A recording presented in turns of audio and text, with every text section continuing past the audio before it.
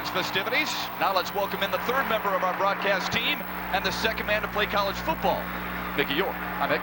Matt, important to note that I walked on and quickly walked off. You know, Beal City got here today for a variety of reasons. First and foremost, they're fast. Every player on their offense runs a 4.9 or better in the 40. They're also in shape. There isn't a player on the Aggies team that doesn't have less than 6% body fat. To put that in perspective, I carry that in my right leg. But the most impressive statistic when it comes to Beal City is their grade point average. They have a team GPA of 3.93 that earned them academic all-state championship. But you know, the Aggies would love to match their brains with their brawn today. Matt, back to you. Mickey, wouldn't we all? Mendon, by the way, has a team GPA of 3.77. You have to be smart to play quarterback. Eric Ettinger is their quarterback, and he will not get a chance to take the first possession, though. Instead, it'll be Charlie Gross and the Beal City Aggies, who come in 12 up and 1 down. Second place in the Highland Conference, where they finished 4-1, but have played exceptional football. Kyle Ray is set to kick it off for the Mendon Hornets. Beal City wants the ball in Charlie Gross's hands, and that's where they will get it, from the 13. And met immediately at the 29 with a big pop on that near side by Calvin Ray. Let's set this Beal City offense, an offense that averages 32 points per game, most of it on the ground. Dan Stefke doesn't throw the ball a whole lot, has been picked more oftentimes than he would like, but he's smart and he's a competitor.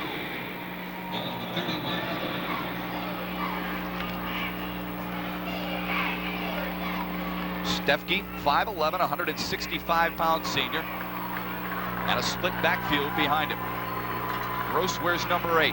Ryan Sanders, number 24. Gross gets the call, spins away from the first tackler and picks up a couple.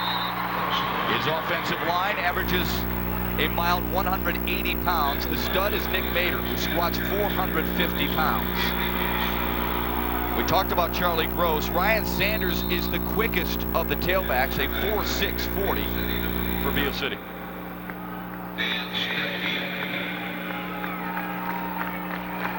On a second down and 9.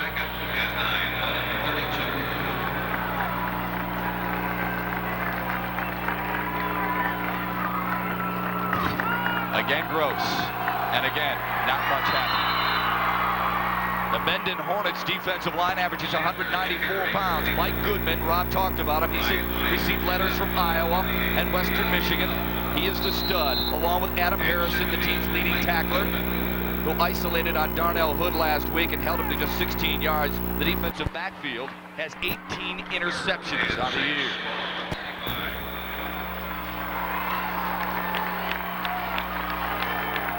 And on a third down and 6, Ryan Sanders splits wide left for Beal City. Stefke will throw.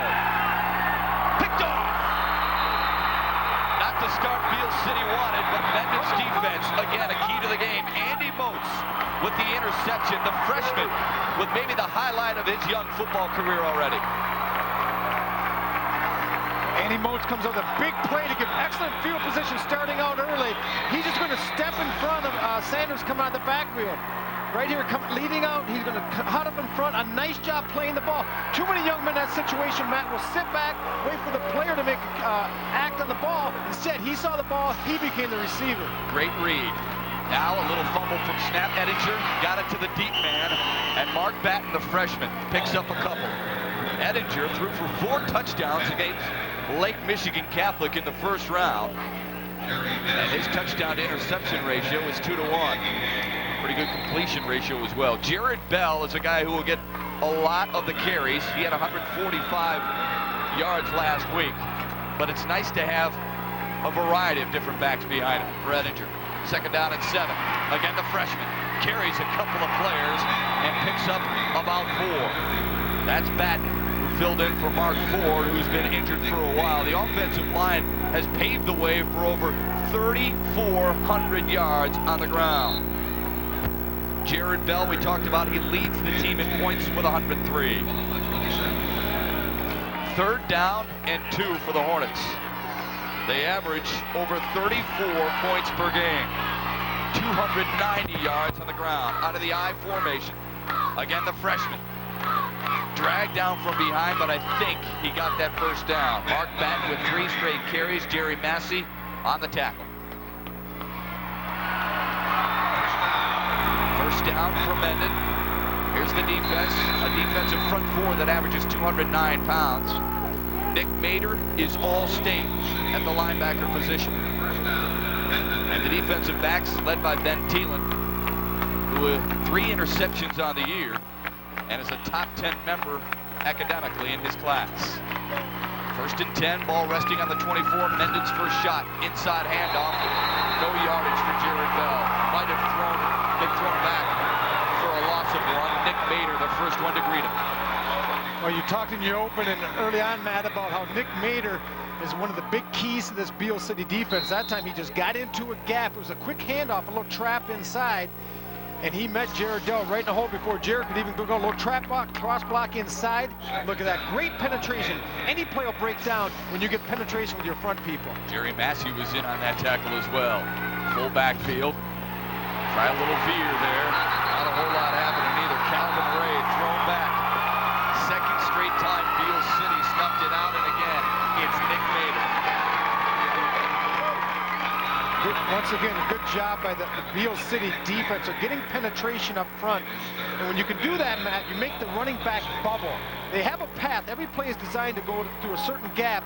When you get penetration, you create a power. It bubbles everything, lets the pursuit catch up to it. So nice job by Beal City. Here's Mader, who box squats 800 pounds. He's only 185. Throwing situation. Caught! First down. Well, pretty close to it anyway. Depends on the spot. If it's a right or left-footed spot, they'll mark it right there at the 15. I think he needed to get to the 14.5-yard line. Scott Schimmel, the honorable mention All-State tight end, with the reception there. And that was just a hot pass. That time Schimmel, the tight end, he was just going when the blitz came inside. He looked right away. Nice job of Edinger getting in the ball. 4th down and 1. Edinger still has it. Has the corner and the first down. Charlie Gross came up and stopped him, but not soon enough. Keep the chains moving, and Mendon at just outside the 10-yard line. We'll be looking at a first down and goal to go. Well, Matt, that's one of the key plays, talking to Coach Schwartz, as a quarterback keep.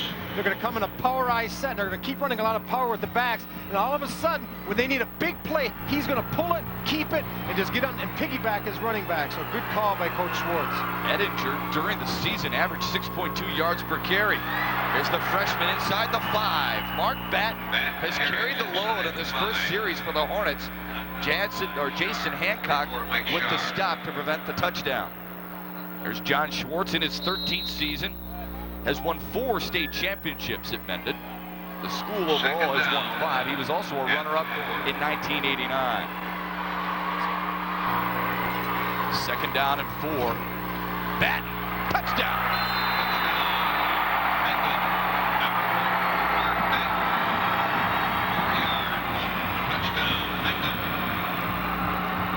That was quick. The freshman, who had a career-high 125 yards in the semifinal win over Bishop Gallagher, carries the bulk of the load for the Hornets on the first drive and scores from 4 yards out. It's an unbalanced line. They just run to the left side to the power where the 4 linemen are. Nice job by Coach Schwartz mixing up his plays in that drive. The extra point is good. 7-0. Mendon takes advantage of the turnover, and Mark Batten, the freshman, takes care of business from there.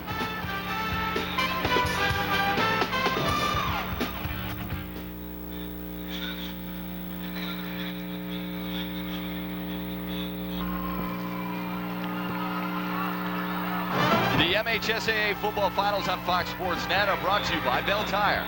Nobody comes close, nobody's closer. By Burger King, have it your way. By Michivan Commuter Van Poolen, take the workout of getting to work. And by Wallside Windows, most preferred, most preferred. I'll write a referral letter for Mark Batten anytime. 9 plays, 35 yards, 8 times they kept it on the ground. They took up nearly 4 minutes on their opening drive. Gross from the 2. Long way to reach his wedge, spins away, gets past the 20, and snuggles up to around the 23, brought down by T.J. Crouch. Let's take a look at that 4-yard touchdown run, Rob Rubik, by the freshman Mark Batten. We're going to look right here. Something different, a new wrinkle that Mendon puts into play here. They come out an unbalanced line, and they run it to the left side, to the power side of the line. Beal City doesn't shift down quite quick enough. A natural seam, and Batten finds it. Look at the freshman carrying the load. That's this Mendon team, Matt. Every year, they just bring in new people. They plug them in the system, and after 13 years, Coach Schwartz really has it rolling. See if Beal City can get their offense rolling. They don't want to get behind too early. Sanders, the left side, breaks free, and the first flag is thrown of the morning. J.J. Fassett with the tackle. I think we're going to get a face mask here.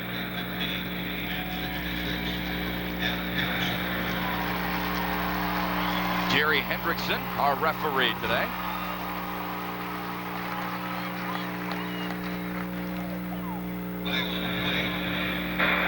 Five-yard face mask.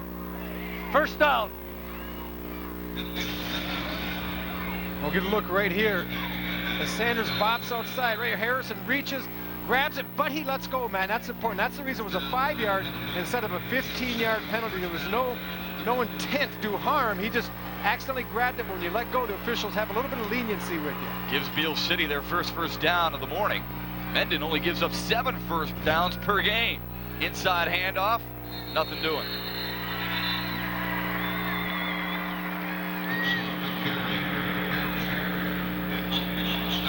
Lou Rao in his second year at Beal City, 19 up and 5 down. Last year they started 1-3 and then won 5 straight to advance to the playoffs, but lost in the second round. A graduate of Beal City in '87.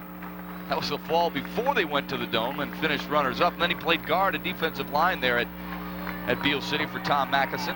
Worked as an assistant coach and left the year before they won their first and only state championship in '94.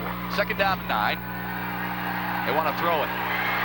Scrambling to the near sideline, looking downfield, firing. It's caught near the 40. Thielen with the grab. Good job by Stefke to buy some time, Rob. Well, you hit the nail on the head. He bought time. He looked like Mike McMahon in the Dome yesterday with the Lions, running around a little bit. But Stefke's going to get flushed out of the pocket. He wants to throw the hitch, Matt. It's not there. Then he tries to get outside. Mendon does a good job of forcing him the bubble outside wide. But look how he stays with the play. And look at the receivers. Thielen, keep with his route, working back your quarterback. And you want to teach your young receivers, when the play breaks down, it's not dead, Matt. It just means you got to work harder. If you're away, you come back. If you're by the quarterback, you work away. And Thielen did it. Thielen's 12th catch of the season. Usually for first down yardage or more. This time, not enough for a first down, 3rd down and 4. Sanders tried to get the edge and couldn't get him. Well, I tell you what, that Mendon defense, no pun intended to their nickname Hornets, but they're swarming all over the field early on. Oh, and they bring a little sting with them, too. They got great pursuit up and down the line of scrimmage, and they run a real unique defense. Maybe you could look later. They only have 2 people in the down position on the defensive line with 4 standing up. It's quite a unique, I guess, theory that Coach Schwartz had put in. He wants his people not to have to get down and then get up. He wants them to go up and down the line, Matt, and that enables them to do that out of the up position. Especially when you got some big guys up there. Dan Stefke will punt it away. He averages 37 yards per punt. Line drive doesn't turn over. Good kick, though. Takes a nice bounce for Beal City. Someone's got to get down there. Sanders the fastest. Oh, he can't reach it before he hits the goal line. Well, Sanders made a mistake that time, Matt. He needed to bat that ball. He tried to grab the ball and control it as it was heading into the end zone. And 2 factors come into play in a punt like that.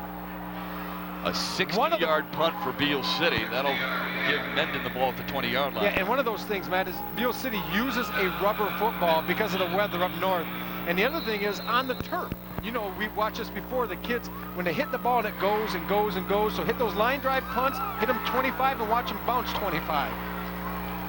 Good point. So Mendon's second possession, they scored on their first.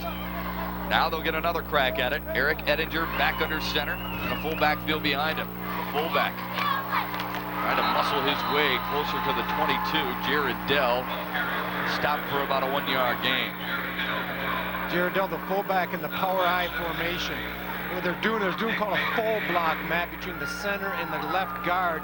The center just kind of blocks, or the guard blocks down, the center just kind of folds over the top, and they try to create a seam. Beal City is not allowing that inside, so some good job defensively up front by the big people, Bauman and Massey. The option, fumble! And I think Mendon got it back.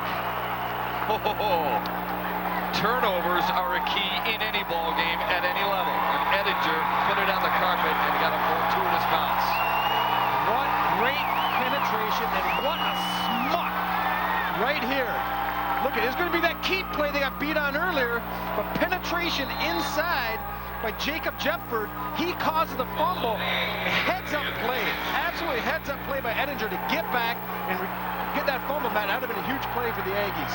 A loss of 12, third down at 22. They're keeping it on the ground. Jared Dell back to the original line of scrimmage, and Mendon will be forced to punt it away. Ben Thielen with the tackle. Dell is a kid who has started since his freshman season and actually scored the only touchdown for Mendon in their 1999 championship game against Gaylord when they beat him 7-6. But now Mendon must kick it away for the first time. Their punter is Eric Edinger. He's only punted the ball twice this year. Mark Ford, who was injured earlier this year, was their #1 punter.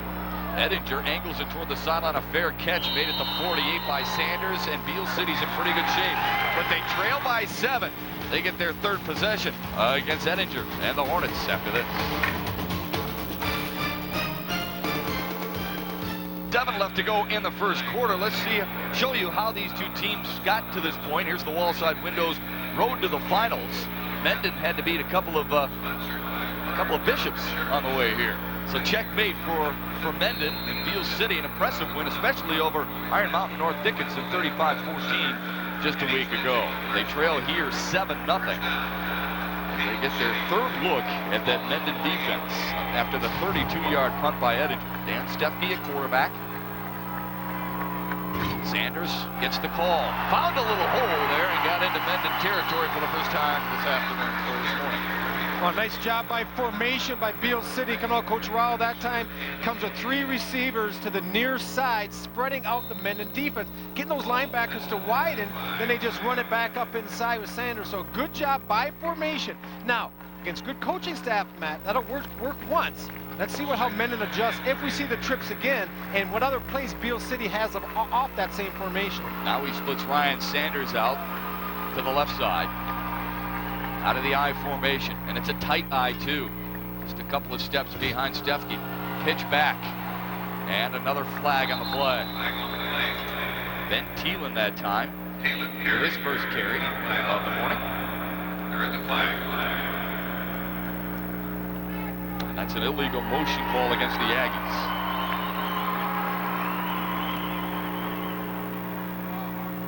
Illegal procedure, blue. Repeat the down. So second down now. Well, let's look at this Mendon defense. We got right here. These two are down, but he's up. Everyone else is in the up position so they can flow. And look how they flow down the line of scrimmage. A great job. It's going to be tough for Beal City, Matt, to try to get wide on this team. I think that the secret is spread them out, maybe hit those inside traps. Plus Mendon has so much team speed as well.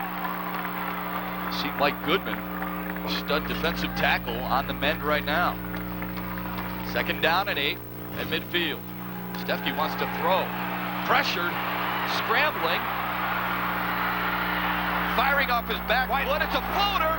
Thielen's got it. Oh, and then he dropped it. He had it for a moment and then dropped it.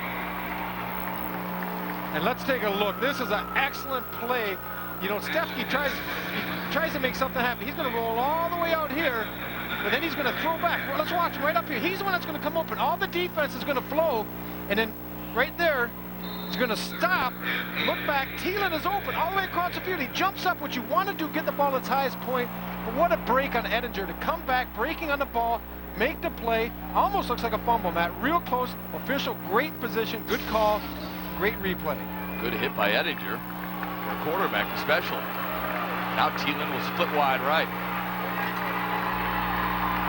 tight end Eric Shoemaker is split wide left on a passing situation. Stefke swinging it. Sanders got a lot of carpet ahead. Eyeing that. Oh, there's a fumble on the far side. Did Mendon get it? They did.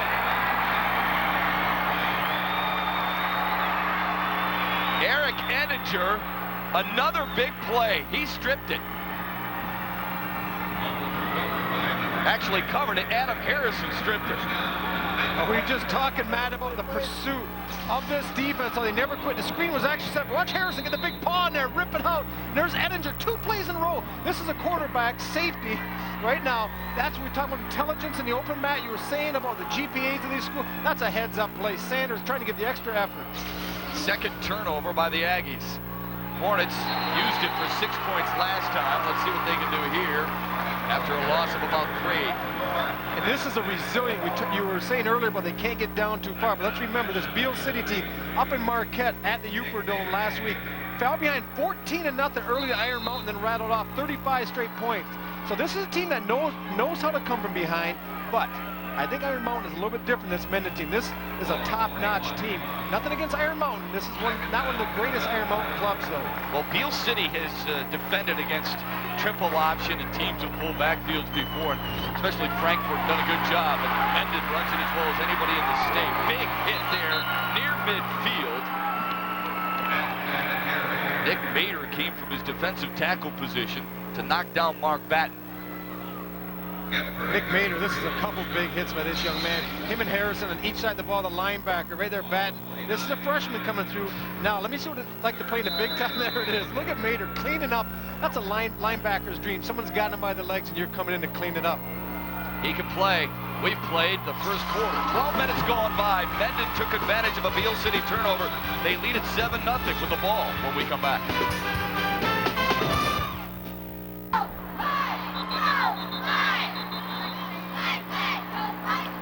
A fast first quarter is in the books. Mendon taking advantage of a Beal City turnover. They lead at 7-0, Ron. Well, we talked in the open, Matt, about the key to this Mendon team is their defense. Big plays right there. Moats comes up with the interception, stepping in front. Harrison causes a fumble. Edinger, Johnny on the spot. They're living up to their billing, Matt, and they're making us look like geniuses. I need all the help I can get. Mendon, a +11 on the year in turnover ratio. This is the 3rd flag now. Probably illegal motion. Dead ball, procedure, white. Repeat the down. One of those costly penalties. I know everyone says that's a stupid comment because which penalty doesn't cost you? But in a situation where you're 3rd and 4, where you still really have that run option, and let's not fool ourselves, Mendon is a run-based team. Yeah. Now it puts you into more of a passing situation, which you're not quite as comfortable at. So Coach Schwartz, I'm going to struggle with that one, says he doesn't mind throwing, but obviously he'd rather run it. Yeah, he knows he's going to have to throw the ball a little bit more against Beal City than he has in the past. And this is a throwing situation. Edinger on the draw to Jared Bell, stuffed at the line of scrimmage. Again, Nick Mader in on the tackle. We're going to say his name all morning long. Nick Mader, once again from the linebacker position, throwing situation. Coach Schwartz trying to cross him up, comes out with the draw. Nate Mader not biting on it. That's experience and savvy. And, you know, talking to the Beal City people, they just said nothing but positive things about Nick Mader, his intensity, his strength, and his intelligence. They feel he's a complete player, and we'll have a chance to hopefully play on somewhere following high school. Well, they're hoping that Charlie Gross will get an opportunity to return this punt. Another flag on the play before the snap even takes place. You know, Nick, I was just talking about Nick. Dead ball, encroachment, blue, 4th down. So that'll bring up a 4th down and 5 for Mendon. I wonder if that changes their mindset at all. Apparently not. Gross at the far hash, waiting for it. Sanders at the far sideline. And that's where Edinger goes. Actually, he goes toward Gross. Gross fumbled it for a moment. Good poise and composure. A little bit of a seam. Drags his man past the 30. Adam Harrison in on the tackle. A television's most unique brand of football commentary airs each Sunday with NFL This Morning. Now a full 2 hours to get you ready for that NFL full day of action. NFL This Morning, Sunday at 10 o'clock, only here on Fox Sports Net. Great show. See what kind of offensive show Beal City can put on now. Their first possession of the second quarter. They trail 7-0. Quarterback is Dan Stefke. Split backfield behind him. Charlie Gross and Ryan Sanders. It's Gross hustling his way behind his right tackle, Brandon Floger. First down's big for Beal City, isn't it, Ryan? Exactly. I think Coach Rao is going to find out.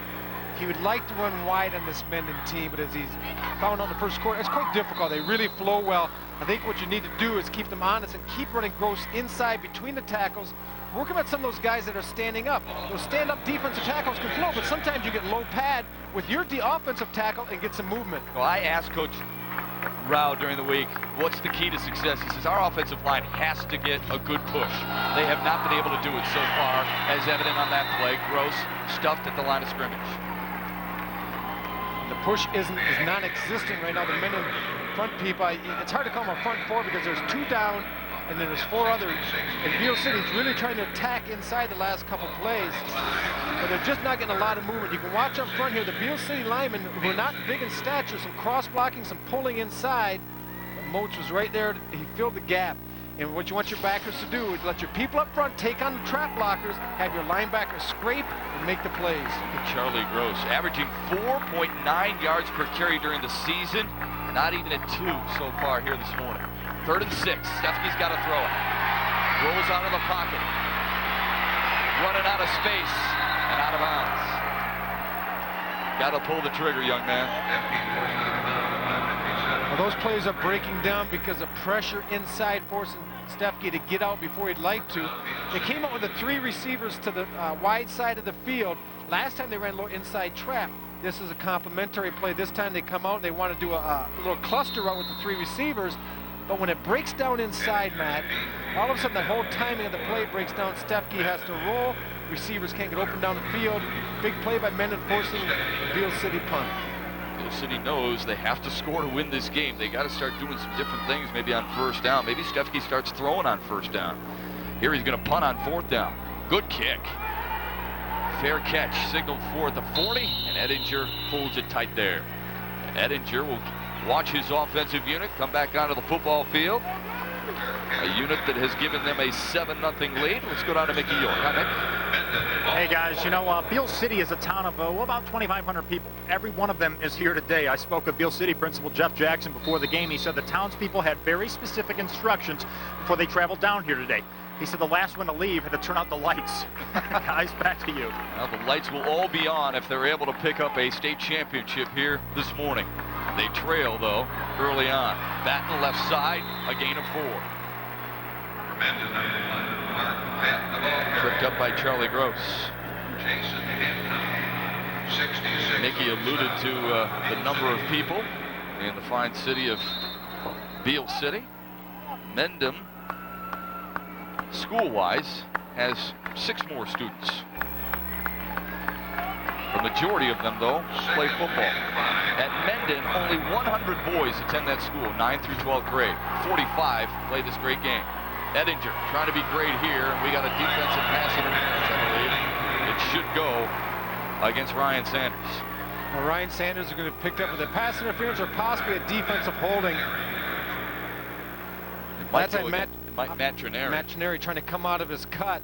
He was being grabbed and there was a little bit of a tussle going on, and that's what we're going to get. Automatic 1st down.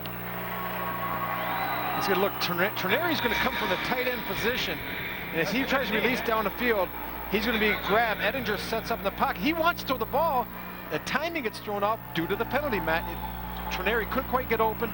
You see the tail end. He just can't beat Sanders, and there's a reason why. There's a little grabbing going on the release, and official, nice call right there. And officials are here for a reason, man. That's why I always enjoy doing these games. These are the best officials in the state of Michigan. They're rated by the coaches each year, so it's always a pleasure for me to call the game where you know you're getting nothing but the best. Pause in the action. Ball just shy of the Beal City 40-yard line. There's Matt Trineri. Holding is 10 yards. We made an error. We come back. It's 1st down. Nothing but the best. At least he admits when he's wrong. We were talking about Matt Trineri. He sold that penalty pretty well, too, and that's why he's at the top of his class. He's a 4.0 student with a 31 ACT, Rob. 31. You're saying he's a drama major. Dell breaks a couple of tackles. Got close to the 41. Jared Dell, close to 1,200 yards during the season and 16 touchdowns. Led the Mendon Ball Club.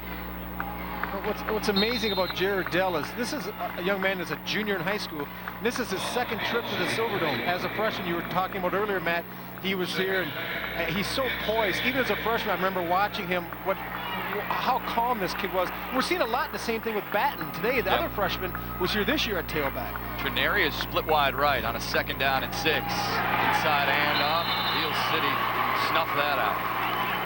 Nick Mader again. Got some help up front from Jerry Massey.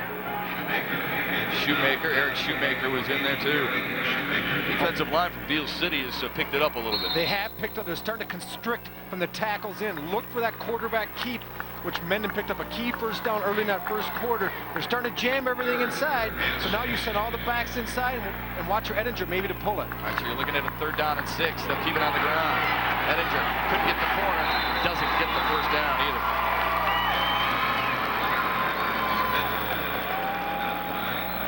Well, that time we got to see exactly what we were talking about, Matt. He kept it. They're jamming everything inside. Watch the penetration. They're clogging everything up. There's Edinger, the play fake. But Beal City really doesn't buy into it. They do a nice job. Yeah, excellent closing speed by Mader. We've talked about him at length. A good job, and Edinger's play fake just didn't quite get it done. 3rd punt for Eric Edinger here this morning. Gross is back inside the 10. Watches it sail over his head and into the end zone. Beal City gets a break there. They'll start at the 20-yard line, trailing by a touchdown to Edinger. And the Hornets from Mendon.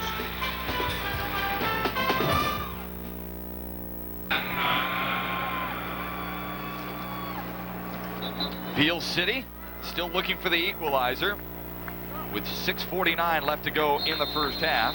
Stick around at the half. We've got some features for you that we think we'll enjoy. And, of course, Mickey York will be interviewing both coaches and getting their thoughts on the first 24 minutes of play and maybe what kind of adjustments they need to make for the second half. Let's see if Beal City has made any in-game adjustments. Split backfield behind Stefke. Play action. Throwing far side and a little high. Good idea, though, Rob. I like the play call. Matt, I don't want to try to say, I was going to say something. I'm thinking in my head, they really need to throw on 1st down. We were talking at the break how Mendon really seems to be shutting down the Beal City offense. They have not shown they can move the football. And you know, Mendon only has 7 points. That's 7 points. Looks pretty big right now when you can't do anything. So how do you loosen up a defense? You throw on 1st down. Coach Rao comes out, a little play action. They don't quite execute.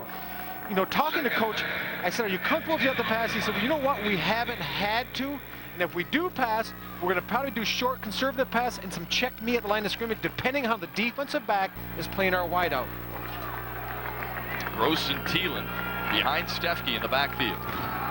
It's Thielen, met immediately, and a loss on the play. Calvin Ray smelled it all the way. Calvin Ray in the stand-up position in the defensive line did a great job getting penetration, spitting the block. We're going to take a look here at Calvin Ray, number 4. He's going to cut right through. He's just with speed, gets inside, a missed block that time. And number 56, Ryan Weber pulling, and he can't quite get the quickness of Ray, beats him to the spot. Weber could not quite make the block. Ray makes the play defensively. Mendon has to feel pretty good, Rob, because they've been doing a lot of this without Mike Goodman up front. He's been injured the last couple of possessions. Now on a 3rd down and 13. On the ground. Sanders tripped up just past the 20. It's the good and bad of running or throwing the ball on 1st down. If it's incomplete, you feel like you got to give your special teams a little bit of breathing room. If it is complete, that would have been a 1st down. There's the shot of Goodman, who's been out the last 3 defensive series because of that left ankle. Oh, he's got to be hating. I mean, this young man's a warrior to come here. The final game, you know, of this season capped off, trying to get a state championship, and he's watching. I know if there's any way that Mike Goodman can get back in this game, he will be. He dislocated his finger earlier this year and missed part of the game. Mendon will have pretty good field position at their own 38-yard line. You know, Matt, sometimes teams come into the dome and they struggle because of the weather. They've been outside playing in the cold. Well, a couple things Beal City has in their favor. Number one, we've had a nice fall. So they haven't really been outside in the cold, so you don't lose that warm shape how you're used to playing in heat. But number two, playing Iron Mountain North Dickinson, by the way, not Iron Mountain last week, Iron Mountain North Dickinson up at the Superior Dome in the UP. They're in a dome there, so they should be pretty used to the climate. They are not, however, used to TV timeouts all the time. And sometimes Neither am I. Sometimes teams can get a little dry when we take a break to welcome our sponsors. Mater on the tackle of Mark Batten, who has carried the bulk of the ground attack so far from Mendon. Picked up one. I think defensively, the difference between Beal City and Mendon seems like everyone up and down the front has been making plays for them. Beal City seems to try to engage all the linemen and let Mater run free, and he's making the majority of the defensive stops. Edinger will roll. That's a keeper all the way. And again, another loss for the Mendon offense. I got to believe Lou Rao made some type of defensive adjustments somewhere early on in this game, and he's been able to solve Mendon's offense. Well, you're right, and Mendon's offense is all predicated on the fullback trap to Dell. Once you can take that away, it forces them east and west, and they've done that. Now Mendon's trying to run the off-tackle ISO and the quarterback keep. Well, when you get a couple guys control the inside, Matt, you can let your defense flow to the outside. John Schwartz is a graduate of Western Michigan, Lou Rao of Central Michigan. Schwartz will watch his quarterback throw downfield, caught, first down, and into Beal City territory. Nice pitch and catch. Matt Trineri on the reception. First down, Hornets. Well, we're going to look at Trineri. I believe he comes from the right tight end position, and he's going to drag across the field. He's going to come from right here. He's going to drag and squat down. The boot's going to take Edinger outside. Now he's going to throw back, and there comes Trineri sitting in a hole. Nice job by the young receiver, finding the soft spot in the zone, sitting down. Stayed right there. 1 of 4 on third down now for Mendon. Batten was lucky to get past the line of scrimmage and maybe pick up one. Mike Shaw in on the tackle for the Aggies. Matt, now you played high school football. We've talked at length, but it just amazes me, someone like Batten, a freshman. Yeah. Now, when I was a freshman, I was about $130. I didn't even like to get hit by my brother, let alone 11 guys in other uniforms smashing. Then, right? Well, I had a lot of hair. Thank you for pointing that out. But it amazed me that a kid can come here as a freshman in a championship game and run the ball in a physical game like this. Right, and carry the bulk of the load, too. Edinger, maybe in a groove. Yes!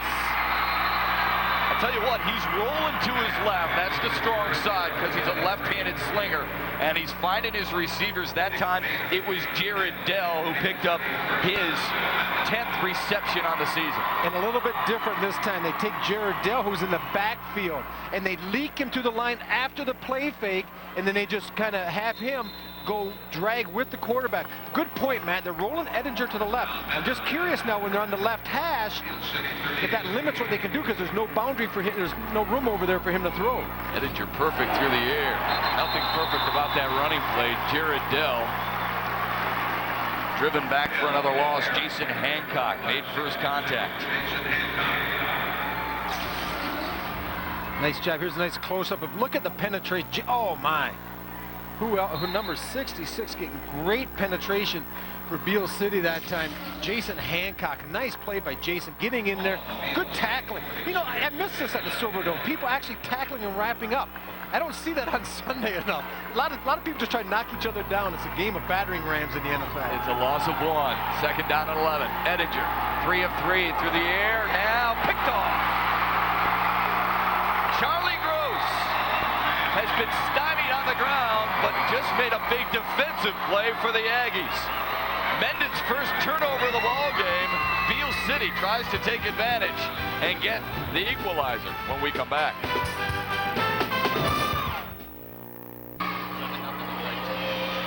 Beal City is in a bit of a hole on the scoreboard and on the football field, but a big turnover there. Charlie Gross with the interception. Got a big halftime festivity coming your way, too. We're going to look back at some of the greatest high school athletes in Michigan history. Rob Rubik will break down the first 24 minutes of play with stats and highlights, and we'll get an update on what's coming up later on in the Detroit Sports Report. That's all coming up at the half here from the Pontiac Silverdome on Fox Sports Net. And kudos to my partner, Matt Shepard, doing those pieces on Michigan Greatest Athletes. I look forward to it, Matt. You do a great job. And I think it's just a great thing that Fox has done, bringing the old people back and showing what they've done. Some of the young people and new people couldn't connect there. Stefke had Shoemaker wide open, and Shoemaker couldn't hold on to it. Being a former tight end yourself, you got to make that catch, don't you, Rob? Well, you got to make that catch because they're few and far between as a former tight end, especially in Beal City's offense where they rarely throw the football. Shoemaker was open, but he just couldn't put it away. Let's go down to Mickey York. Mick? Hey guys, Mendon's Mike Goodman out of the game right now with a sprained left ankle under heavy tape and ice. When I asked if he was going to come back, they shook their heads and said, we don't know. Guys? Well, they need him. Although the defensive line has stepped up and done a nice job so far. Stefke with a lone setback in Ryan Sanders. Bubble screen near side. Thielen got the corner.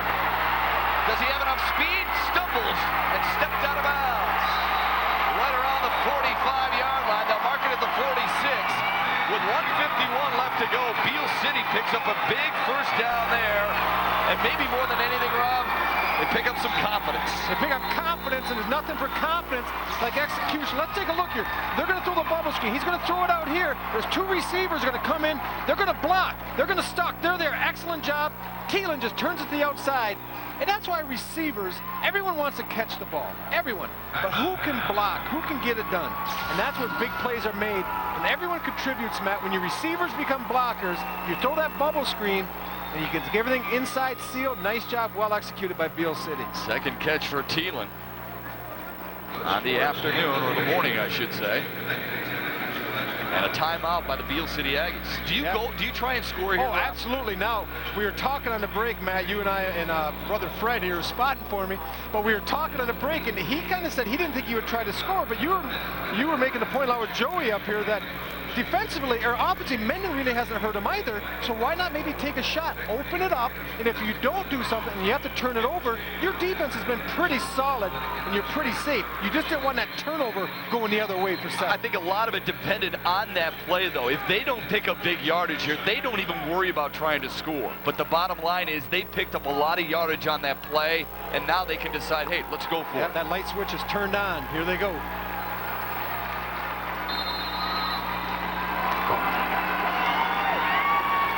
So ball resting at the 47-yard line. Stefke now 3 for 7 for 41 yards.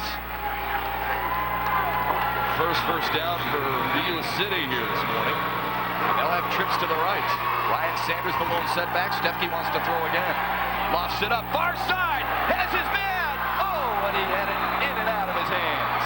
Ettinger came over to tip it away. Calvin Ray was there on the coverage as well. Well, Beal City, they're pulling out all the bag of tricks. That's called the wheel route that time, where they have two receivers to the right side, and they're going to bring the outside guy in, and the inside guy, he's going to go right down the side, Matt. He's going to run a wheel, which means he does like an out to the sideline and then turns down the field. Oh, what a well throw. You know, that play, people say, how come it didn't work? You know what? It was executed on all sides of the ball. Great throw, almost a great catch, but defended well also. Sometimes things just don't happen. You got to be careful for Thielen because he threw 2 touchdowns against Iron Mountain North Dickinson last weekend. Threw for him on a little wide receiver screen. Now they're on the near side of the field, the short side. On a 2nd down and 10. Stefke, hurried by Moats. Scrambling, far side, throwing, and incomplete. Praying for a flag. We may have an illegal man downfield. I'm not sure. The referee or the umpire who threw that was way behind the play, and he was kind of looking at the lineman. He's behind the line of scrimmage.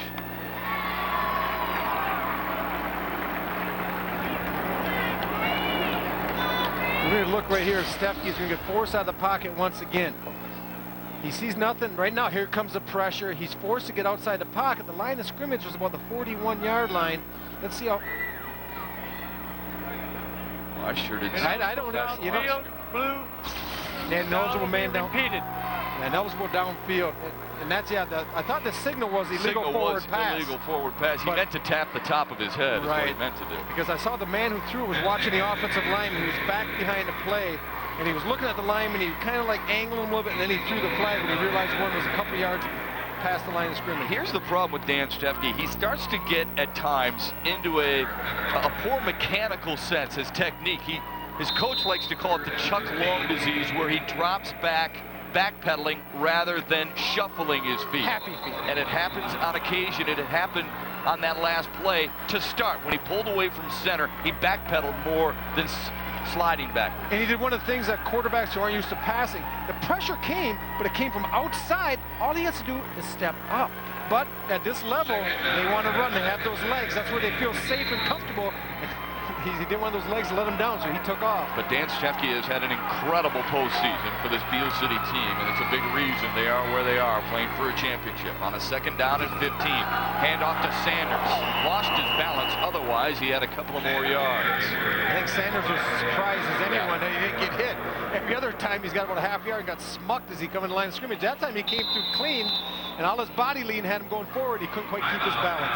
Beal City calls another timeout on a 3rd down and 11 play. So far in the day, they have only been successful on 1 3rd down conversion.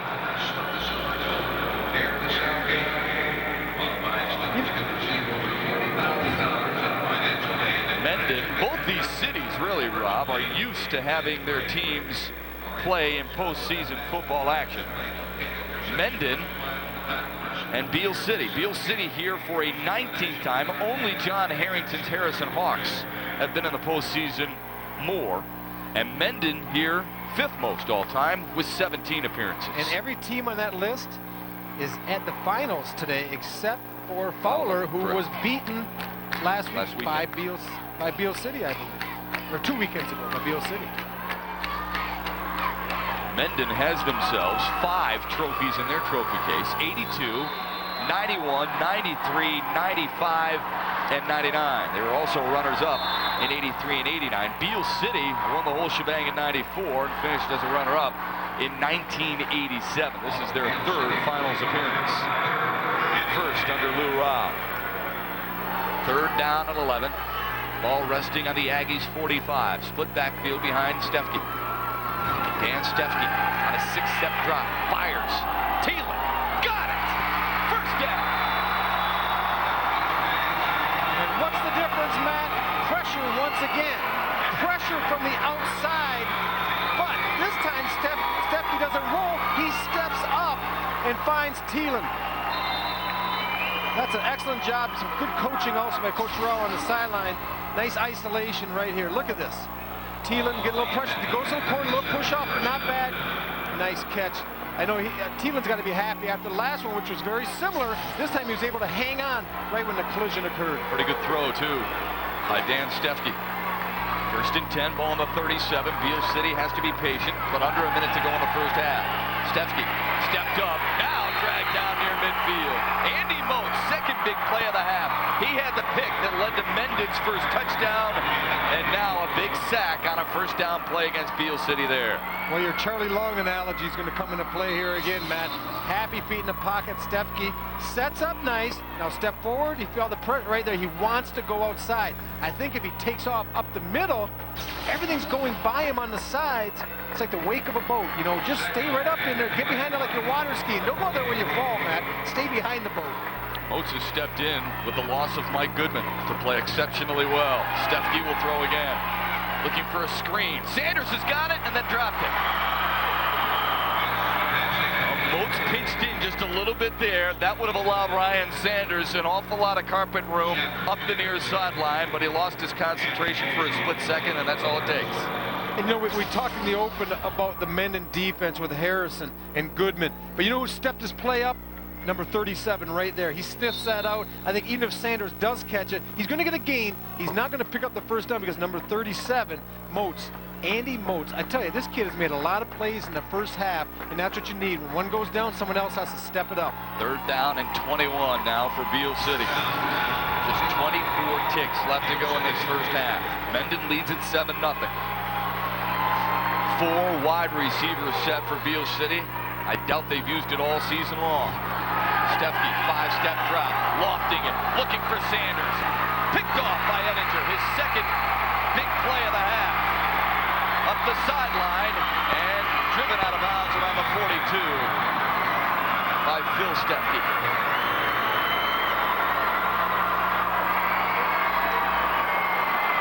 Well, Beal City got what they want. They had man-to-man coverage. He's going to drop back in the pocket. They have man-to-man coverage on the outside. Now, what he's going to do is he doesn't look the safety off. That allows Ettinger to come over and help. You see Ettinger come over, step in front. You have to hold the safety, Matt. He should have looked to the right before coming back to the left. Ettinger's too smart. That's a quarterback playing safety. He read it from the beginning. Nice play. He's also your team leader in interception, his 8th pick of the season. He'll put it back up. Mendon looking for more. Down the middle.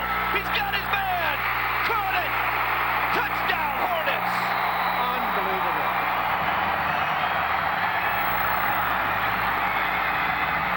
How can you get past everyone?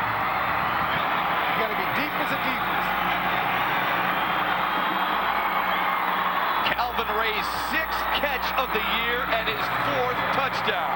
Pretty good ratio. I don't understand defensively, Matt, in that situation. With one play, you got to have your guys 30 yards back. You got to be deep as a deepest. You cannot stop, let anyone run behind you. Kyle Ray, his brother, on to add the extra point, and it is good. Mendon has made more than its share of big plays. Well, Ettinger shows me something I didn't know he had. Now, look at this ball. He throws that ball about 45, 50 yards on the fly. Calvin Ray, I got it, I don't got it, I got it, and now I'm gone. And that's just a mental breakdown in the secondary. You know, obviously we don't know the coverage exactly what it was, so we can't point fingers. But I guarantee when they go in the locker room, Coach Rau's going to be pointing some fingers back there at some of his young men saying, you know what? We have got to play like football players. You've got to think like a football player. Keep them in front of you. It's the last play of the half. A 59-yard pitching catch from Eric Ettinger to Calvin Ray. Ray's longest reception of the year. And that takes all the sails out of Beal City, doesn't it? A strike like that with 1 second left to go in the half really affects you mentally. Yeah, it's a tough pill to swallow going into the half. You played your hearts out. It's a 7-0 game, and you know you're in this game, and all of a sudden now 14 points with this Mendon defense looms pretty big. Gross unable to make anything happen before the halftime gun sounds. How big has Eric Ettinger been? 4 of 5. 91 yards through the air, a touchdown, an interception, and a fumble recovery for Mendon, who leads it 14-0. Turnovers a key in any ball game, and Ettinger has had his hand in a couple of cough-ups on the part of Beal City so far in the first half. Let's take a look at that big backbreaker, 59 yards, Ettinger to Ray. Look at this ball just sail. And I'm trying to see who got caught sneaking. There's Charlie Gross chasing. Now, I can't say it was Charlie who had deep middle in that situation. But, you know, you really got to feel for the Beal City Aggies at this time. Yep. They played their hearts out. They're in a game. They're very competitive, but now they're down 14. Well, we'll see if Mendon, anything Mendon had special for Beal City in this first half with Mickey York, who's now joined by John Schwartz. All right, Matt, thank you very much, Coach. A virtual stalemate, and then you hit the bomb right before the half. How huge do you think that'll be in the second half? Well, you know, it'll pick us up a little bit. They're going to get a little chewing here at halftime. Our offensive line blocking isn't real good right now. We can't run the ball, and we have a lot of confusion. We got Mike Goodman out with a bad ankle, and it's really messed some things up in there. So I think that'll pick us up a little bit, and maybe we'll have a little more done at halftime. Yet your defense has been very stingy all year long. Is 14 points enough in this one? I don't think so. No, I think they're going to be putting the ball up, and I'm not sure what is enough. You know, we need to play good pass defense, get after that quarterback. He's got good feet, and he's getting outside on us, and we need to keep him contained and get some people on those receivers. All right, Coach, thanks very much for the time. Best of luck to you in the second half. All right, 14-0 here at the half of the Division 8 final. We'll be back with more right after this. You're watching the MHSAA Finals on Fox Sports Net.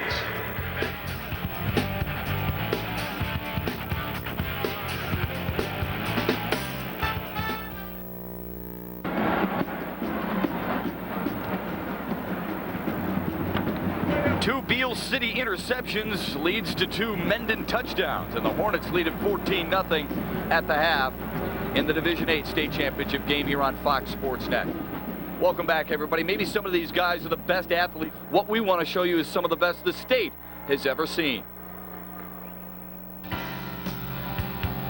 In the early 1900s, Lansing Central dominated the state's mid-Michigan sports scene, and the man who led the way was All-American Harry Kipke, whose points and touchdowns still stand as Lansing prep records. Maybe the greatest kicker in the history of the state of Michigan.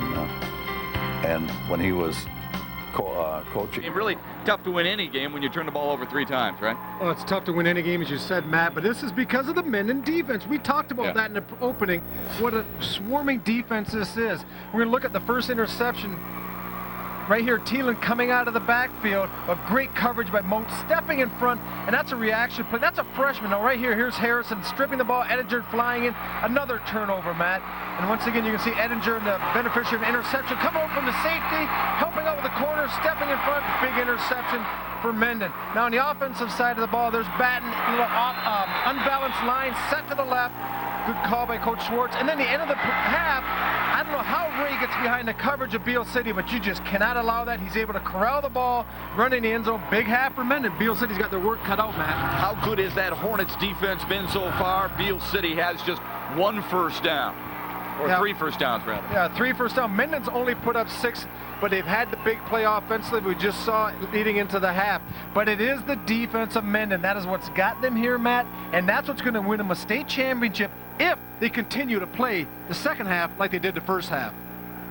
Well, they are back onto the field now. Something has to change for Beal City, but Mendon would love a duplicate effort like they got in the first half.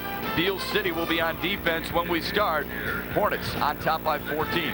We'll be right back.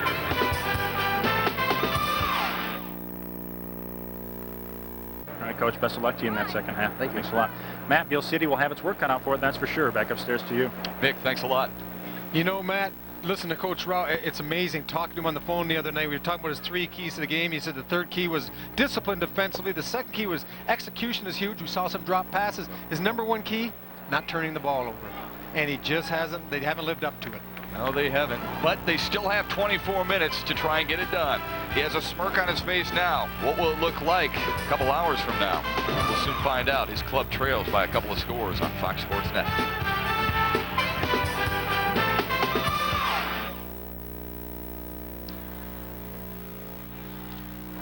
Yeah, he'd probably be. Where's my pen, Freddie? I had another pen up here, too. I had one that goes with this. On the line of scrimmage, and that's what we've seen, Matt. Just no openings anywhere for the Beal City offense from tight end to tight end. So good job. You know, really technique-wise, defensive, very sound. They have limited Beal City to just 71 total yards in the first half. And Mendon will get the ball. A squib kick on the carpet. Ray at the 25, and an ankle tackle there. And a late flag. A different type formation on a kickoff for Beal City. Dead ball. Personal foul. Blue. Yeah, the cluster kickoff where they had all 10 or 11 guys right by the kicker, and then about 5 yards back, and they all just start running at the ball. And what that does, it creates difficulty trying to pick out your man for your kick return team. Personal foul. Late hit. First down. And tack on a personal foul after the return. That's a shame. Pretty good coverage by Beal City after the squib kick on the cluster kick.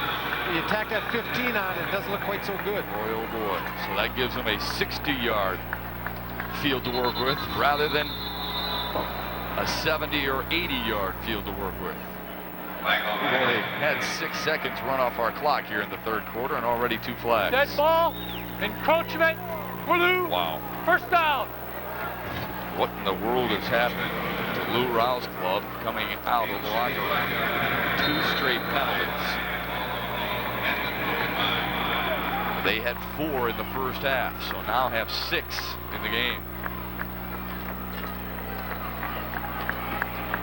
Mendon hasn't run a play, yet they've picked up 15 yards.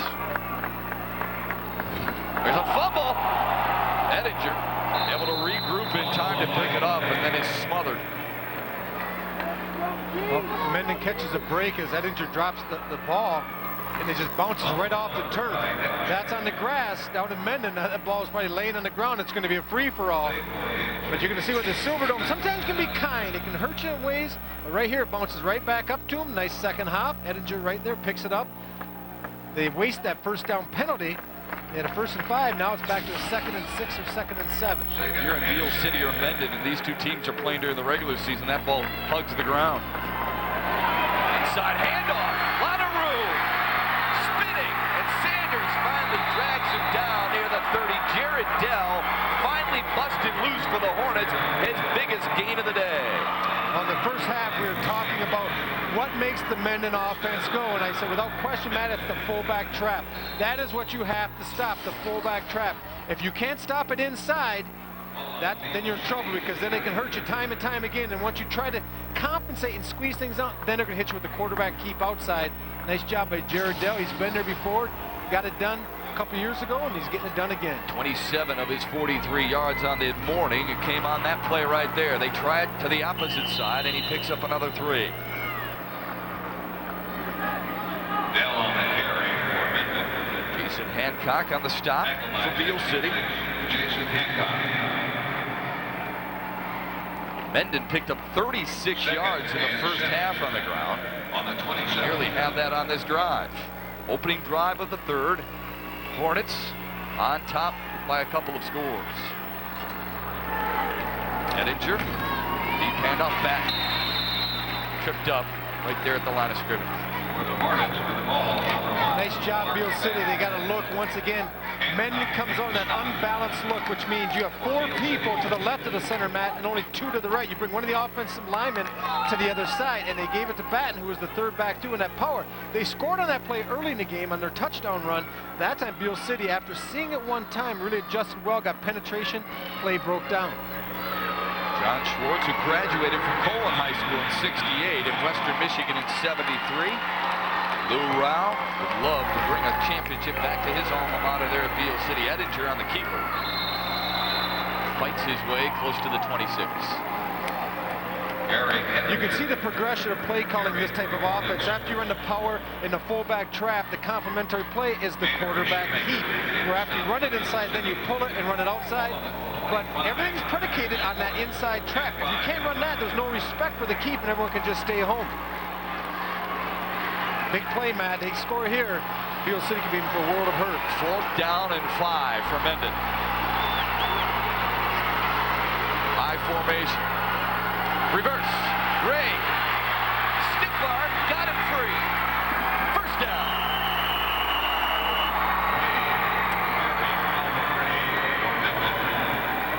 Chad Scully had a chance in the backfield. Penetration. Ray was lined up on the left side as a wing. He's going to come on the underneath handoff. Outside handoff. Edinger gives it right here. Scully. Stiff arm by Ray. That's just a physical presence. Strong runner. Ray gives a stiff arm, gets outside, picks up the necessary yardage. Matt, the drive continues. Beal City has to make something happen. That is textbook running, folks. Dell. Not a whole lot up the middle. Hancock again there to snuff it out. You just don't see that stiff arm as much anymore, though, Matt. I really like it. It seems like a lost art since the days of Walter Payton, who made that was his trademark, that stiff arm and the Earl stiff Campbell legs. did the same yeah. thing. A lot of force, too. Really ticks the defensive guys off, right, Ron? Yeah, get under their skin a little bit, too. Out of the I formation. Dell and Batten right behind Edinger. And in motion is Ray. Batten stuck through on the left side. Got to about the 7.5. You know, that's one of the first times today we've seen Mendon in a true I formation. They run a lot of power looks, but that time they came out in a true I, and they motion Calvin Ray across. Another look, and we're talking about Walter Payton. We're proud of this. God love Walter, a great player. There's a stiff arm, keeps the separation, and does not let the defender get his hands. Rich jersey. Calvin Ray, football player extraordinaire. Look Just at him. creates a little bit of space. That's all he needed to get that corner. And once he got the corner, on a 3rd down and 4 from the 8, inside handoff. No, Edinger still has it wide open. Caught, touchdown. Scott Schimmel.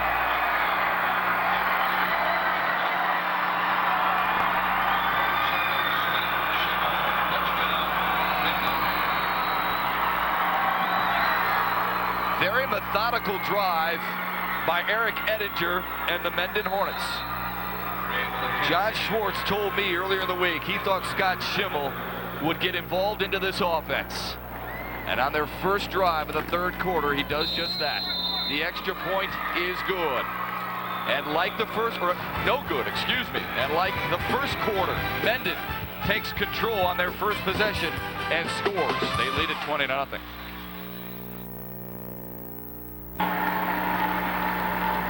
Scott Schimmel, the honorable mention All-Stater, connecting with Eric Ettinger on this touchdown. Here's Schimmel. He's going to slow block, release the corner, and the play then, watch out, come out the corner. Watch Jefford's going to get in the face as Ettinger rolls out right here. Oh, half a second late. What a great throw off his back foot. He'd make Brett Favre proud on that one, throwing off his back foot like that.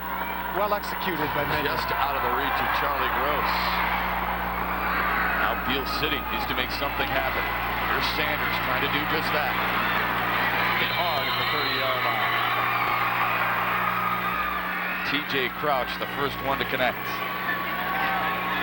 Well, Matt, one of the questions when I get an opportunity to interview the coaches is during the course of the game, especially at the smaller schools, if you have to pass, are you comfortable? And, talking to Coach Rao, he said, we are, but we haven't had to do it a lot. But the fact that we have a senior quarterback and we're inside, we'll kind of ease the pain a little bit if we have to. Well, you know what, Matt? We're going to find out because they're going to have to start putting the ball in the air more. It has been painful for Beal City. They need to score on this drive. I think that's fair to say right now with 7:24 left to go in the third, and they trail by 3 touchdowns. Mendon defense stifling there.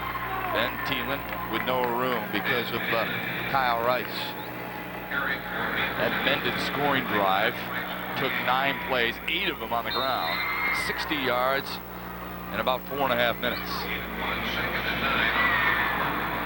Beal City has struggled to pick up yards.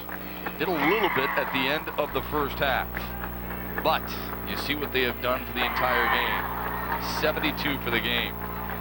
A better than 2-1 advantage for the Hornets. Beal City's first possession of the third on a 2nd down and 9. Stefke, quick pressure up the middle, got rid of it, but too high for Gross. I like the philosophy, Matt, of Mendon defensively. They have 8 people in the box. When you're playing Division 8, Division 7 football, most teams aren't passing teams. So they bring 8 people in, they force you to throw, they play man-to-man outside with a safety free in the middle. They're daring you to throw the slants, daring you to throw the outs. They just don't feel you're athletic enough, either at the receiver or the quarterback position, to execute. There's a look at Mike Goodman on the sidelines. Still without. You know what? The first couple series. It's feeling a little bit better though, Matt, because it's 20-0. I know, he's so happy for his teammates. I know he wish he could be out there right now, but a win would really ease that pain. 3rd down and 9. Stefke with a split backfield behind him. There's 3 first downs of the day for Beal City. Good drop. Fires to the near side. Too far for Sanders. Stefke now 4 of 14 for just 59 yards. And Beal City starts the third with a punt. Not a good series for the Aggies coming out after allowing the touchdown by Mendon. 3-0, that's not what you want. You want to, even if you don't score here, boy, you'd like to move the ball, get some field position, let your defense try to get Mendon into 3-0 and get it back. They can't. They have nothing offensive. I know a lot of teams run to set up the pass, and I know a lot of teams feel like they have to be able to move the ball on the ground first. But when you get behind like this, if you don't have a throwing attack, you're just about cooked. Yeah, first is over. They're second right now. They can't try to run the throw. They got to start airing it out. Free catch made by Eric Ettinger. He'll direct another offensive drive. Tonight, it's the Detroit Sports Report, delivering 30 minutes of sports news dedicated to Detroit's home teams. The Detroit Sports Report tonight at 10, following the Pistons and Hawks on Fox Sports Net. Here's what we're going to talk about. We're going to get you revved up for that Michigan-Ohio State preview. Red Wings taking on Doug Wade and the St. Louis Blues for the first time this year. And, of course, all the wrap-up and highlights of this championship weekend on Fox Sports Net. Ettinger fumble on the handoff to Dell. Dell had to jump right back into his gut.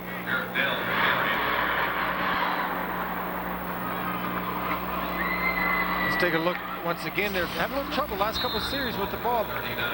Underneath handoff, Dill. Looks like he just never really grasped the ball. It wasn't quite stuck in there the way he would like it. But sometimes it's good. It's nice to be good. Other times it's good to be lucky. Right here, Mendon, couple breaks on the last 2 fumble balls. They're able to recover. Edinger inside, handoff to Dell again. Fumble! And Calvin Ray is there. You know, Mendon has been able to move the ball well on the ground, even though they don't have one of their more talented running backs. He, unfortunately for the Hornets, is on the shelf, but he is with our own Mickey York. Okay? Yeah. Hey guys, Mendon sophomore running back Mark Ford is the team's second leading scorer, but he's not playing today. He suffered a fractured 4th and 5th vertebrae in the team's district final against Covert. It ended his football career, but the good news is he's back on his feet cheering on his Hornets today. Mark, first of all, how are you doing? What is the prognosis? I'm doing pretty good. I won't be able to play football anymore, and they got everything situated. I just have to go back in for x-rays and see if I'm still okay, if they have to check and do another surgery or something. Well, I know you'd love to be out there today, but what do you think about the job your Hornets are doing so far? I think they're doing awesome. They really want this bad, not only for me, but for themselves. They've been working their butts off, and I'm glad. All right, Mark, great to see you up and around. Take care, enjoy it. Mark Ford, a pretty lucky guy and a pretty happy guy right now, man. Nick, thanks. Entire community of Mendon has him in their thoughts. He'll get a state championship ring. Big contributor to the success of this football team, as was Jared Dell, as he rumbles for a couple more. We'll have to look at Mark Ford on the sideline. It kind of helps you put things into perspective. You know, Mark talked, when you have an injury that's of that serious nature, this is important, these kids playing this game, but his health and coming back from an injury and being able just to carry on a normal life is the most important thing. Nick Mader a little roughed up inside. What a whale of a ball game he's had so far today.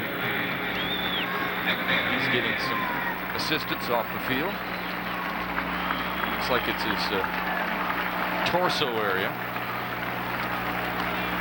Not a real tall kid, but thick. You see his numbers there, 5'11", 180. He only has 2% body fat. Mickey York talked about that in the open. This team from Beal City as a whole, no one has more than 6%. That kid at $180, only 2%. Our skeleton, our anatomy lab in college at 3.5%. 2nd down and 6. Matt pushed close to the stick. Eric Shoemaker hit him from behind. Batten getting valuable experience in this playoff season. He played on a JV team that went undefeated and is now on the varsity and a big-time contributor. Look what that Mendon offense has done. But how about that defense? Helps with the defense, yeah. And if you want to update that, that is now through 16 quarters. Edinger to Batten. 1st down and more. Close to the 35. Well, you can see the physicality, if that's actually a word, starting to take its toll on the Beal City front. Mendon's very methodical, as you pointed out in the last drive offensively. Now they're running their 3 plays, their 3 bed and run butter plays. The ISO, the fullback trap, quarterback keep.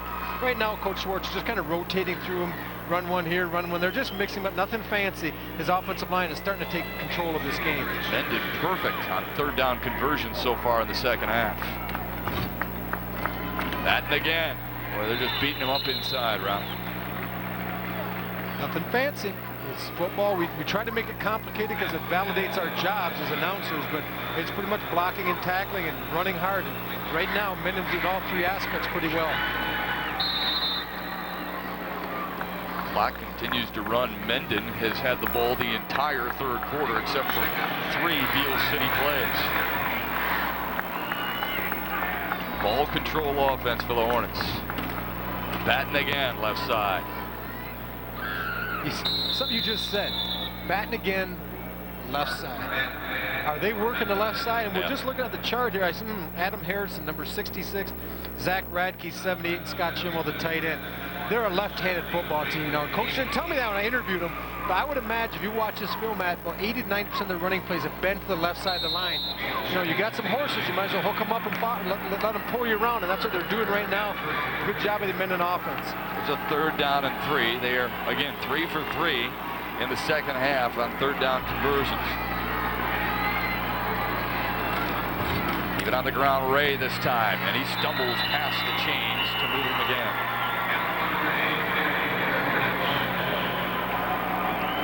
First down, Mendon. Beal City kids right now, it's like you kind of jumped off the raft and you're starting to sink and you really don't know how to swim because you don't know what to do. The left side of the line is getting a great push. We're going to take a look at the offensive line right here. Let's watch these guys right up here. Look at the push. Nice. Look at the lead block. And a good job of running by Ray, following the block, getting in the seam. Not every play, Matt, has to go 80 yards. Some are designed for 3 or 4, and Ray maximized what was there that time, took advantage of it. Good job. Good look at Adam Harrison on the right side of that offensive line. Here's a reverse. Ray again, the former tight end. Couldn't get to the corner and is knocked at a 32. Calvin Ray was a tight end until the injury to Mark Ford, who moments ago visited with our own Mickey York. And what a good job defensively, talking to Coach Rao. Who do we need to look for defensively? Can be run the ball. Obviously, Nick Mater, number 73. But the other one he said was interesting was Ryan Sanders. Ryan Sanders that time is the one that came up, really put a nice look on Calvin Ray. It was a little bit groggy. He's going to fill right here. Sanders actually turns him in. Trying to get a number there. Is that Scully 82? Yeah, I'm Scully, not sure. So good job. Second down and 12 for the Hornets. Ray again. He's not that groggy. He gets close to the 20. Nice run that time. And a good tackle by Mike McQuaig. Or McQuaig, rather, with a good block. Bring up a third down and 5 for the Hornets. Nursing a 20-0 lead. I don't think they need to run a play in the third. The clock will wind down. We are 12 minutes away from crowning our first state champion in the Division A state championship tilt. It has been all Mendon Hornets. They lead the Beal City Aggies 20-0. We'll be back with the fourth quarter on Fox Sports Net in a moment.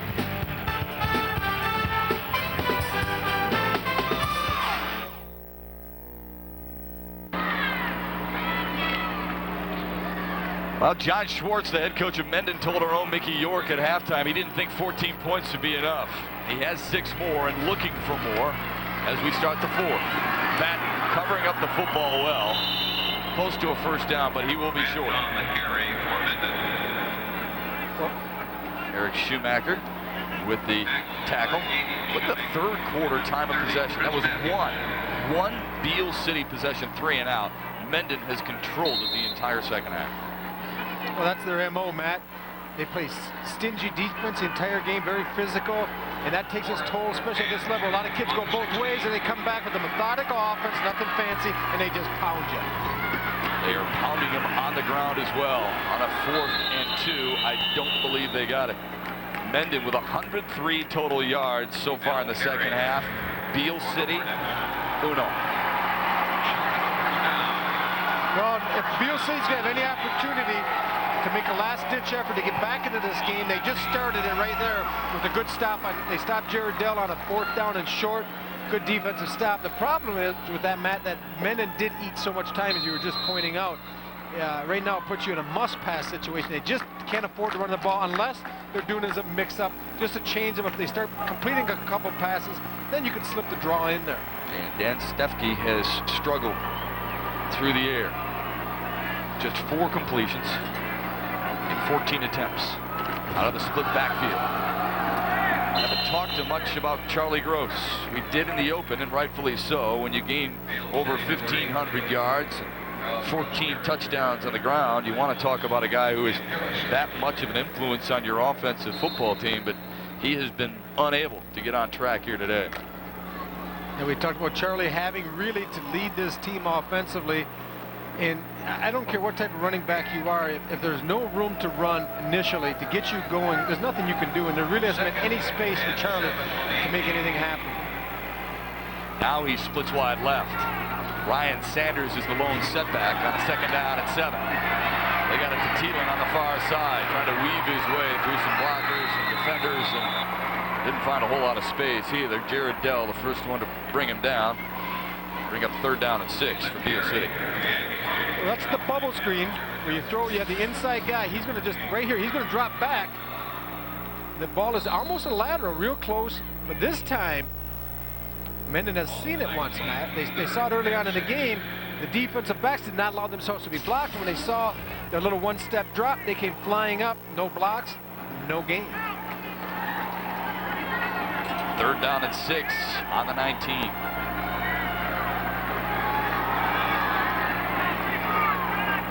Trips to the left of Dan Stefke. He's going to throw it, looking for a quarterback option back on the near side. Gross has to tuck it under. Now he wings it downfield and knocked away. Kyle Rice on the coverage of Dan Stefke, and Beal City didn't fool anybody. That play took almost as long as the last Mendon scoring drive. It seemed like that's about a 12-second play.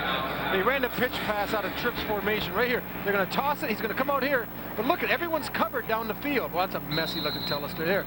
He wants to throw it. Good pressure, contained. Now he just throws it across the middle, trying to make something happen. But a good job defensively. Yeah, when you can play defense in the secondary like that, you're doing well. He was double-teamed by Mendon, and then one of the guys in striped shirts was in front of him anyway. Now things are going right, Matt. They're going right. Bounces and the officials become your 12th player. You got that right. Finally, Beal City gets a bit of a break. A bounce that dribbles dead at the 39-yard line of Mendon.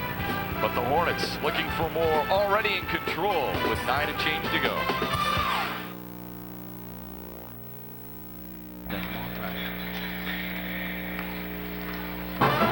Mendon getting closer. They lead it 20-0 with 9:17 to go here in the game.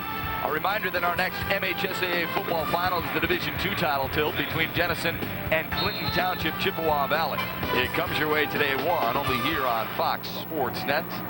A new champion crowned in Division II, a first-time champion. What a game that's going to be, Matt. I'm excited. Oh, you're going to have a power versus a spread offense. The team, the balls are going to be flying. The helmets are going to be flying too. Everybody will be back on our Fox Sports Net crew, and then later on today, hope you can join our broadcasting team for 2 more state championship games later on. Nick Mader on the tackle there. Nick Mader has been, dare I say, the lone bright spot for Beal City so far today. It's really hard to tell how they're playing, because coming into the game when you don't have comparable opponents, you really don't know how you stack up. Coaches can watch film, but if the team is so good, sometimes the other team they're playing, you say, well, that team's not very good, they're playing. Well, the problem is that good team's making them look poor. 2nd down and 12. One thing Beal City can do here, Rob, they know that Mendon will keep it on the ground. They want to chew up as much clock as possible. So later on today at 1 o'clock, we talked about it, Jenison against Clinton Township, Chippewa Valley. Then at 5 at Schoolcraft, playing in the Division VI championship game. Later on at 8 o'clock, we will be watching Fred McLeod and Greg Kelser bring you the blow-by-blow of the Pistons and the Hawks at 7:30 rather. And then on tape delay basis, it'll be Chesaning and Orchard Lake St. Mary's for bragging rights in Division IV. Stick with Fox Sports Net all day long. Jared Dell, lots of room all day long on the far side, and he got a first down.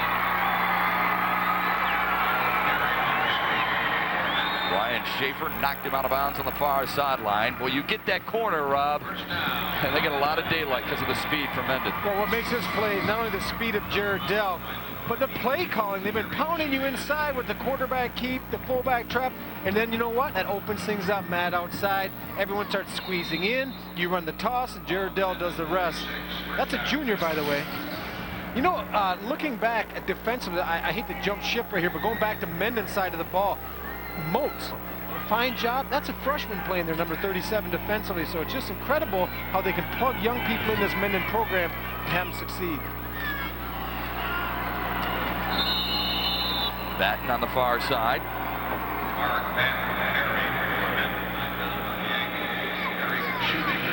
The clock running. We approach the 7.5-minute mark of the 4th. Mendon has scored a touchdown in each of the first 3 quarters. 2 off Beal City interceptions.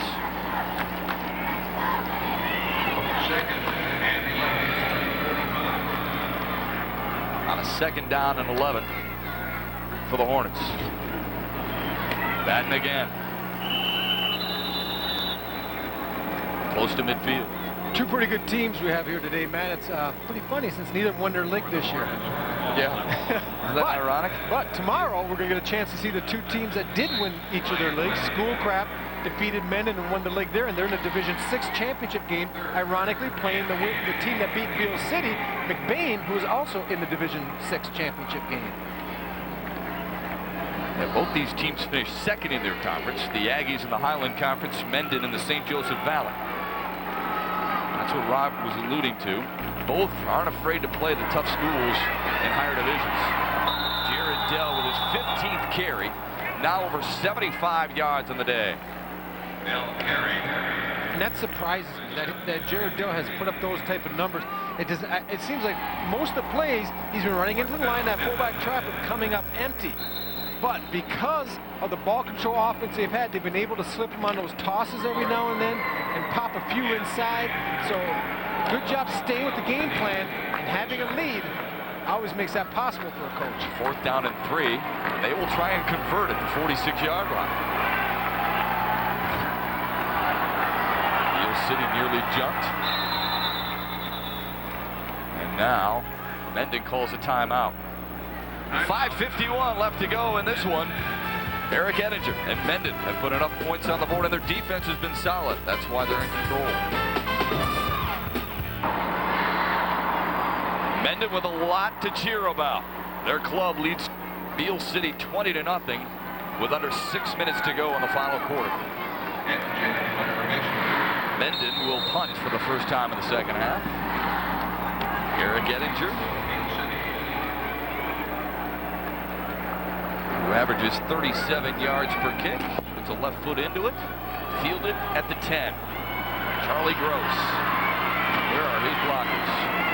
Good balance up, but couldn't get away from the Calvin Ray shoestring tackle. Mickey York. Hey guys, I have found the smallest and cutest player on the field. Beal City mascot Kelsey Plugger. Kelsey, how old are you? 5. And what's your job? What are you doing today? Cheerleader. Yeah, and can you say go Aggies? Go Aggies. Guys, that's a tough act to follow, so I'm not going to even try. Back upstairs to you. Well done. You can tell Mickey York is a father. Otherwise, that kid runs just the other way, away from him. Mickey's got that good clown face going. The cutest fan in the building. Unfortunately, she hasn't had a whole lot to cheer about. But she's kept the Beal City crowd into it as best she can. Dan Stefke trying to get away. Great tackle at the 10-yard line. Kyle Rice. Second big play of the second half he's made. Well, Kyle Rice is relentless. He's just dogs in the whole play right here. Pressure outside once again. Stefke steps into the pressure. Rice never quits, stays with it. Number 28, Rice making a play that number 28 here has made. Another Rice has made many a times. Ron Rice for the Lions. Our best wishes with Ron Rice, former co-host of Lions Weekly. Great guy, and a UD Jesuit. Yes. Did you get him fired off Lions Weekly, Matt? I'm curious. Is it your performance? It would not have surprised me. To his credit, he wanted to concentrate more on football this year, and it sure paid off early on this season for Ron Rice. Unfortunately, he is now on injured reserve and won't dress the rest of the year. Detroit could use him. Charlie Gross busting it up the middle for a couple of yards. I like to see that right there. I like to see that from the head coach, Lou Rao, tapping his quarterback in the chest. Dan Stefke, knowing the struggles he's had. Charlie Gross has had a struggle as well. Just 17 rushing yards. Look at what he did during the season. 120 per game at Mendon. Back-to-back weeks. Darnell Hood, Charlie Gross. 116 yards for Gallagher, 117 yards for Beal City. They have played well. Now up top, Gross. A near great catch. We can talk about the 20 points they put up, but this Mendon defense and what they've been able to do against two solid rushers back-to-back weeks, that's something to hang your head on. Hey, let's talk a little bit. The Beal City fans are going to look at this game and say, you know, we just didn't make the plays. We didn't make the catches 2 or 3 times. We had an opportunity to make a play. So we got Charlie Gross We split them out to get a good matchup here with Jared Dell. And look at this ball. It's going to be right on the money. He can't quite come up with it. What else strikes you there, Matt? How about the coverage? There's always white shirts around either hitting, swatting at the ball, making it difficult for Beal City to make a play. So even though the execution is slightly off, let's give some credit to that Mendon defense. Yeah, good play by Matt Trinaria, the senior, with a knockaway. Stefke gets a foot into it. Look at Ettinger back pedal as far away from that loose ball as possible. It's dead at the 42-yard line. 3 minutes and 37 seconds away before we crown Mendon as the Division 8 champion.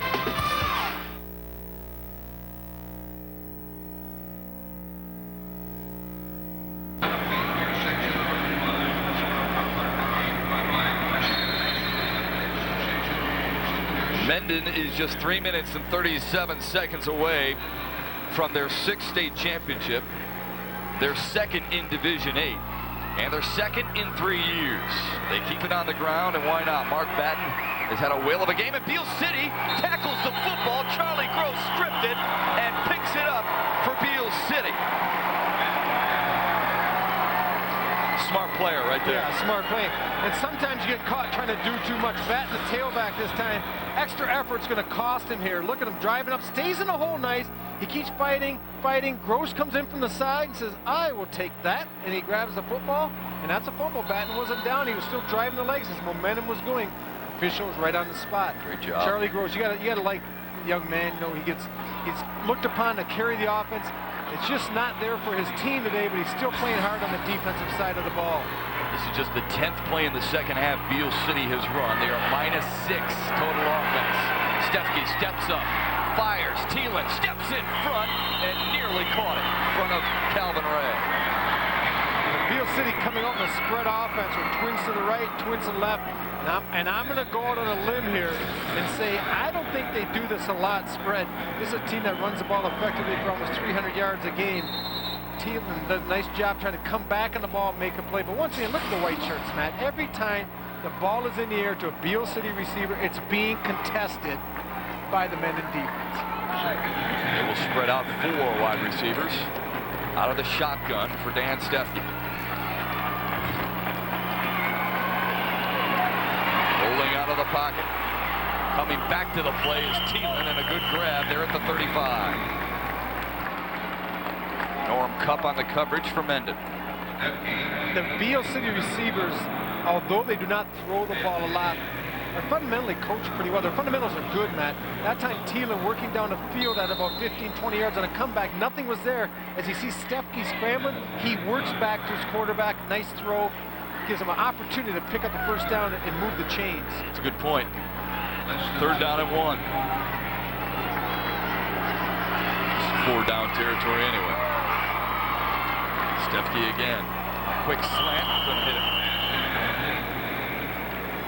You know, I always ask the coaches in a situation, are you comfortable throwing the ball? I think next year when I do this, I'm going to ask him, is your quarterback comfortable throwing the ball? Obviously, the coaches feel they can throw it, but Stefke, to me, as we saw in the first half, the young man has happy feet. He directs the offense fine as long as they're able to run the ball, and he can throw when the team doesn't suspect it. But when he's forced to throw in a passing situation, this is not his forte. And those are tough throws, too. Those quick slant ends, those go routes are tough to throw. This is a need that Beal City has to have on 4th and 1, and they won't get it. Right there epitomizes the Aggies' day and the Hornets' day. Kyle Rice stepped up with Jared Dell to make the stop on Ryan Sanders. Well, if you're going to get outside, they're going to try to run a quick pitch out here, but it's not going to happen. Actually, it's kind of an option look, but you got to make that defensive end commit. That time, they did not make Rice commit. He just cat and mouse between the quarterback and the pitchman. He was able to cover both. Yeah, you got to right. attack him. You got to attack him, say you either got me or you got pitch. That time they allowed Kyle Rice to defend both. Mendon with 7 shutouts on the year, 3 straight in the playoffs and 4 out of their last 5. They are 3 minutes away from making it their 8th shutout of the season. I like that call right there, and I'll tell you why. They gave it to the freshman Batten, who had the ball stripped last time he touched the football. Give it back to him to give him the confidence that he wants. Yeah, he's got, I think that's a good point, Matt. And it's also the fact that I think their offense right now, he's going to stay with the power game out of a power eye. Batten is your man. He's helped get you this 20-0 lead. Even though he turned the ball over, as you said, give him the ball, feed him. He's a freshman. He's going to be a big part of your program over the next 3 years. Second down and 5. Edinger on the keeper. Great block from Dell. That allowed him to get the first down. Jared Dell came out and leveled the cornerback. Kyle Stratton allowing Mendon to pick up the first down, and here's a classy thing to do. John Schwartz will bring in his second teamer. After the 12-yard pickup. I'm sorry, Matt, I was going to jump. Watch this. The good play fake, the keep. Jared Dell, number 23, right in front here. Boom! He rolls, and that's Charlie Gross he's hitting now. That's a football player hitting a football player. Luke McLaughlin is in at quarterback. The freshman, 6'5", 170-pounder.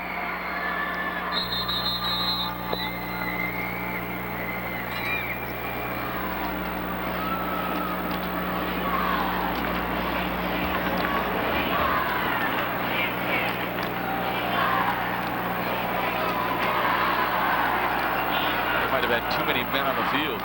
Mendon. So set it back 5 more yards. Here's our player of the game, brought to you by Michigan. Eric Edinger. Very efficient day. A couple of touchdown passes, an interception, and a fumble recovery for the Mendon junior quarterback. Keeping it on the ground, of course. Trevor Zinmaster gets a carry in the state championship game. And this is a great opportunity for the backups who get a chance to come into a state finals game. They're going to get this tape. Matt Shepard calling the game someday. They're going to show their kids, you know what? We won a state championship at the Pontiac Silverdome, and I was on the field. And this is, you know, without these, the Don't backups, burn it, guys. Just because I'm on it. Without the backups, you got no opportunity to practice during the course of the week. They play hard. They practice, they give your offense a good look on scout team, and this is a reward for those young men. It's a good point. You were part of that at Grand Valley. You started, what, 5th, 6th string? Worked your way up? I wasn't even to the scout team. I had to break film down for the scout team when I started. It's all right. I kept my pencil sharpened more times than not, too. Mendon, too many men on the field again. They will call a timeout. There's Mark Ford, who visited with Mickey York earlier, talking with our player of the game, Eric Edinger. And you see why we chose him as our Michigan player of the game. He did it all today, Rob. Yeah, he was very efficient throwing the ball. Here he finds Ray right before the half on a big play, and that ball was thrown long and on the money. Yep. And here's another one down the sidelines. Nice, a touchdown pass in the end zone, finds Schimmel. And then once again, the interception, both sides of the ball. And that's what you got to love about the smaller classes in Michigan. These players, they don't get to play offense or defense and sit and drink water, Matt. They got to sell popcorn at halftime, offense, defense, special teams. You got to do it all in order to win a state championship. And Edinger today has done it all. So he had the interception. He also had the fumble recovery that Adam Harrison forced. And that's why the 6'1", 185-pound junior, who comes from a family of quarterbacks. He is the 6th in his extended family to call the signals. And he's done a great job today. So is that offensive line. Trevor Zinmaster taking advantage with his second carry. And we are under a minute to go in the Division 8 state championship. There's look at Mark Ford. He's got to be a happy man. That's serious injury. He's got number 22 in his hair there, number 9. Actually, has Jared Dell on one side and Eric Edinger on the other side. See, now in your hair, they couldn't do that. But with his hair, they can do that. You know, what did I do? I mean, I made one comment about getting the videotape, but you calling the game, which is excellent, and you're on my hair. I have no choice to be bald. This is not a cognitive decision. I am bald. It looks good on you. Thank you, partner. This is, you know what? I really enjoyed this game, Matt. 20-0, a little bit deceiving. The big play before half. Some methodical offense in the second half. But I tell you what, this dome's going to get heated up in a little while. And the Air Larkin from Jennison takes on the power game in Clinton Valley. It's going to be exciting. And we will have it at 1 o'clock. Congratulations. Going out to the Mendon Hornets. State champions in 2001.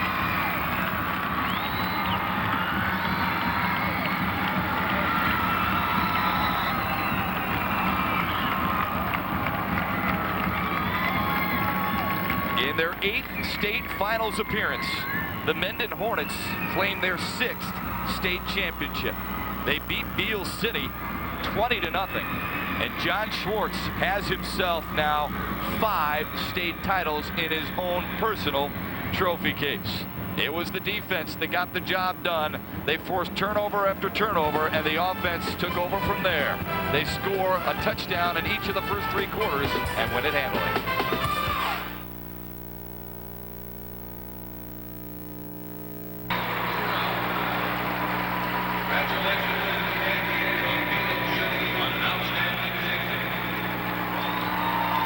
Many folks throughout the state consider Mendon football a bit of a dynasty, and maybe that is just the case. In their 17th playoff appearance, they win their 6th state championship, turning away Beal City 20-0 in the first of 8 games that we'll have for you here on Fox Sports Net over the next couple of days.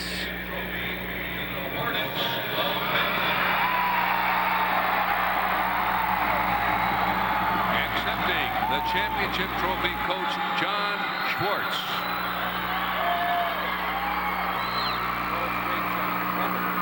Congratulations to the Hornets of Mendon, the 2001 Division VIII football champions.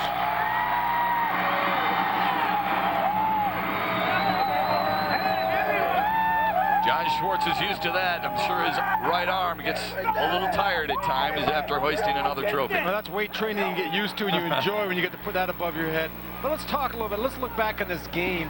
The turning point, obviously, they have a key play before the half, the long pass to Kelvin Ray.